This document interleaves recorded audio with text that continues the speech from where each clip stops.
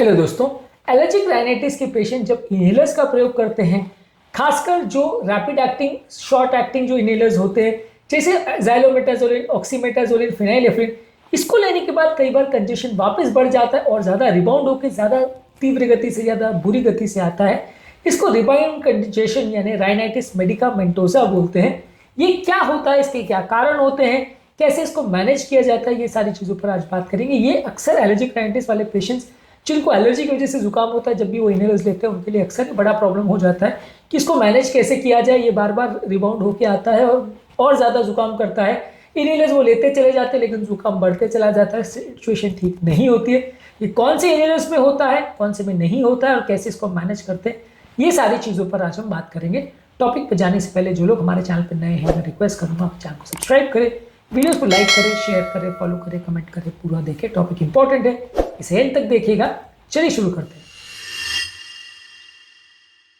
सबसे पहले जैसा कि मैंने बोला कि ये जो रैपिड एक्टिंग नेजल डीकंजेस्टेंस है उसी में होगा, जैसे ऑक्सीमेटाजोलिन, ज़ाइलोमेटाजोलिन, फिनाइलेफ्रिन, इनके केस में होगा, स्टेरॉइड्स के केस में नहीं होगा।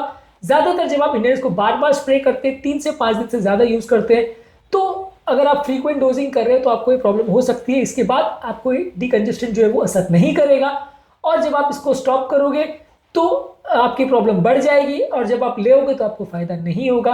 तो इसकी वजह से आदमी और बार बार स्प्रे लेते चला जाता है, उसकी प्रॉब्लम बढ़ते चली जाती है। एक तरह से टॉलरेंस डेवलप हो जाता है दवा का और रिबाउंड प्रॉब्लम होती है। ज़्यादातर इस तरह के पेशेंट को एलर्जी का सिम्टम कंटिन्यूस रहेगा, जबकि एलर्जी नहीं है वहाँ पे फिर भी आपको एलर्जी का प्रॉब्लम रहेगा। बार बार डीकंजेस्टेंट लेंगे लेकिन उससे फायदा नहीं होगा। नाक की म्यूकोसा सूख जाएगी, इरिटेट होगी और स्वेलिंग आ जाएगी। ये सारी चीज़ें ज़्यादातर राइनाइटिस मेडिकामेंटोसा यानी दवा के रिबाउंड कंजेशन के केस में होता है, जो कि इसी पर्टिकुलर ग्रुप की दवा में सबसे ज़्यादा होगा, बाकी दवाओं में नहीं होगा। मैनेज करने के लिए जो आपके डीकंजेस्टेंट है उसको आप स्टॉप करना पड़ेगा आपको, इसको कंटिन्यूस यूज नहीं कर सकते क्योंकि दवा की वजह से प्रॉब्लम हो रही है। तो दवा का फ्रीक्वेंसी आपको सडनली बंद नहीं कर सकते, उसका फ्रीक्वेंसी को कम करना पड़ेगा। दिन में मान लीजिए 3-4 बार यूज कर रहे थे, उसके बदले 4 से 3, 3 से 2, 2 से 1, ऐसे करके धीरे धीरे करके इसको कम कर सकते हैं। सडनली अगर बंद करेंगे तो प्रॉब्लम आपको सडनली वापस बिगड़ सकती है। इसके अलावा एक दूसरा होता है कोल्ड टर्की अप्रोच, जिसमें आप सडनली बंद कर देते हो लेकिन इसमें आपकी कंडीशन सडनली बहुत बिगड़ जाएगी, फिर उसके बाद आपको फायदा मिलेगा। ये अप्रोच में कई बार लोगों को दिक्कत भी आती है इनहेलर्स, क्योंकि आपने अगर सडनली बंद कर दिया, स्लोली बंद नहीं किया, तो अपने 5 बार यूज कर रहे थे और सडनली 0 पे आ गए तो आपको कुछ दिन तक कंजेशन का प्रॉब्लम ज़्यादा बढ़ जाएगा, फिर उसके बाद वो जल्दी ठीक हो जाएगा। इसको कोल्ड टर्की अप्रोच बोलते हैं। इसको भी कर सकते हैं, आपको जो भी सूट करे। मतलब 5 बार से या तो आप सीधा 0 कर दीजिए, लेकिन इस बात में तैयारी रखिए कि फिर से बढ़ के आएगा प्रॉब्लम, और या तो 5 बार से 4 करिए, फिर 3 करिए, फिर 2 करिए, फिर धीरे धीरे करके कुछ दिनों में उसको कम करिए। इसके अलावा आप नेजल कॉर्टिकोस्टेरॉइड्स पे स्विच ओवर कर सकते हैं। फ्लूटिकासोन, बीडिसोनाइड, मोमेटाजोन, ये सारी चीज़ों के इन्फ्लेमेशन कम करने की प्रॉपर्टीज होती है। इनको इनहेलर्स के फॉर्म में आप यूज़ करेंगे या इसका स्प्रे को आप प्रयोग करेंगे तो ये रिबाउंड कंजेशन नहीं करता है और आपकी जो कंजेशन की प्रॉब्लम है, इन्फ्लेमेशन की प्रॉब्लम है, उसको कम भी करता है। इसके अलावा सलाइन स्प्रेज का प्रयोग कर सकते हैं, जो कि म्यूकस को क्लियर करने में मदद करता है और नेजल इरिगेशन में मदद करता है, इसका प्रयोग कर सकते हैं। ओरल एंटीहिस्टामिनिक एजेंट जैसे फेक्सोफेनेडिन, लोराटिडिन और सेट्रेजिन का प्रयोग कर सकते हैं, जो कि आपके एलर्जी के सिम्टम्स को कम करता है। अगर आपको प्रयोग करना भी है तो भी नेजल डीकंजेस्टेंट का शॉर्ट टाइम के लिए प्रयोग करें, लॉन्ग टाइम प्रयोग मत करिए। कुछ टाइम के लिए आप ओरल डीकंजेस्टेंट जैसे सूडोएफेड्रिन का भी प्रयोग कर सकते हैं, जो कि लॉन्ग टर्म रिलीफ देता है।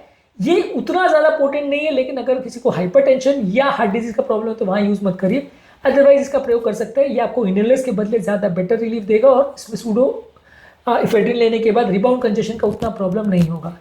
इसके अलावा अगर आपको कोई एलर्जी का प्रॉब्लम है जिसकी वजह से हो रही है तो डस्ट माइट्स, पोलन, पेट डैंडर, जैसे चीज़ों को कम करिए। एलर्जिक इम्यूनोथेरेपी का प्रयोग कर सकते हैं यदि सिम्टम्स परसिस्ट करें। ये सारी चीज़ों का प्रयोग कर सकते हैं यदि आपको एलर्जिक राइनाइटिस रिलेटेड प्रॉब्लम है, तो ये सारी चीज़ें आपकी एलर्जी को कम करेगी और जब एलर्जी कम होगी तो इनहेलर्स की ज़रूरत कम पड़ेगी, तो इस तरह का रिबाउंड कंजेशन का प्रॉब्लम ज़्यादा नहीं होगा।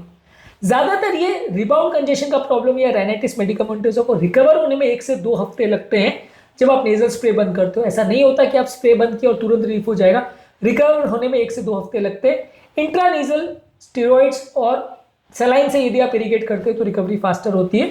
तो बेसिकली ये है कॉन्सेप्ट राइनाइटिस मेडिकामेंटोसा या रिबाउंड कंजेशन का, जिसके बारे में समझना जरूरी है। यदि आप ज़ाइलोमेटाजोलिन, ऑक्सीमेटाजोलिन या इस तरह के स्प्रेज का प्रयोग कर रहे हैं जो कि एलर्जिक राइनाइटिस में काफ़ी कॉमनली यूज़ करते हैं।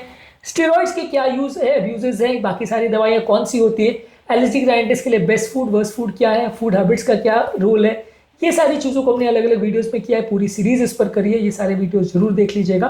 टॉपिक एंड करने से पहले जो लोग हमारे चैनल पर नए हैं उन्हें रिक्वेस्ट करूंगा कि चैनल को सब्सक्राइब करें, वीडियोस को लाइक करें, शेयर करें, फॉलो करें, कमेंट करें। Thank you.